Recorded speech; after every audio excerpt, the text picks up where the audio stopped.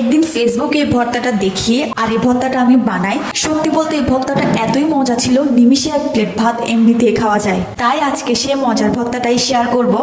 ভর্তাটা বানানোর জন্য যা যা লাগবে প্রত্যেকটা জিনিস আসলে সবার ঘরেই থাকে। এখানে আমি শুকনো মরিচ আর কাঁচা মরিচ ভালো করে ভেজে নিয়েছি। পেঁয়াজটা কাঁচা থাকবে আর লবণ দিয়ে এটা ভালো করে হাত দিয়ে মেখে নিচ্ছি। ঝালটা আপনারা আপনাদের পছন্দ মতো করে দিতে পারেন। যেহেতু আমি একটু ঝাল বেশি পছন্দ করি তাই আমি ঝালটা বেশি রাখলাম। আর এই ভর্তাটায় ঝাল বেশি হলে কিন্তু অনেক মজা লাগে। আর এখানে দিয়ে দিচ্ছি আমি টমেটোটা আমি সামান্য তেলে ভেজে নিয়েছি। আর দিয়ে দিচ্ছি এখানে ডাল আমি সিদ্ধ করে নিয়েছি সামান্য হলুদ আর লবণ দিয়ে পানি ঝরিয়ে নিয়েছি। সো এগুলো প্রত্যেকটা জিনিসই কিন্তু সবার ঘরে থাকে। সত্যি বলতে ভর্তাটা কিন্তু ভীষণ মজার, একবার হলেও ট্রাই করবা। আর এখানে নিয়ে নিচ্ছি হচ্ছে আমি রুই মাছ ভেজে নিয়েছি। আপনারা চাইলে যে কোনো মাছ ইউজ করতে পারেন।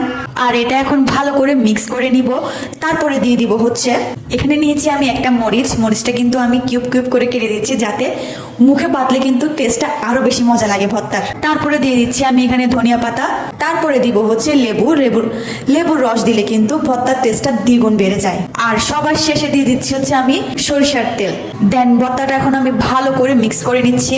এটা হচ্ছে আমার ভর্তার ফাইনাল লুক। দেখতে এত সুন্দর, খেতে কি মজার। আমি কিন্তু ডায়েটে আছি, তারপরে ভর্তাটা পেয়ে কিন্তু আমি নিমিষে এক প্লেট ভাত একদম শেষ করে ফেলেছি। এত মজা হয়েছে ভর্তাটা। তাই তোমরা বাসায় একবার হলো এই ভর্তাটা ট্রাই করবা। আর যদি তোমরা এমন দারুণ মজাদার ভর্তার রেসিপি চাও, অবশ্যই আমাকে কমেন্ট করে বলবা। আমি তোমাদের জন্য এমন মজাদার ভর্তার রেসিপি নিয়ে আসবো। দেন অবশ্যই আমার চ্যানেলটি সাবস্ক্রাইব করে রাখবা আর আমার নেক্সট ভিডিও দেখার জন্য, যাতে পরের ভিডিও তোমরা মিস না করো। দেখা হচ্ছে নেক্সট ভিডিওতে।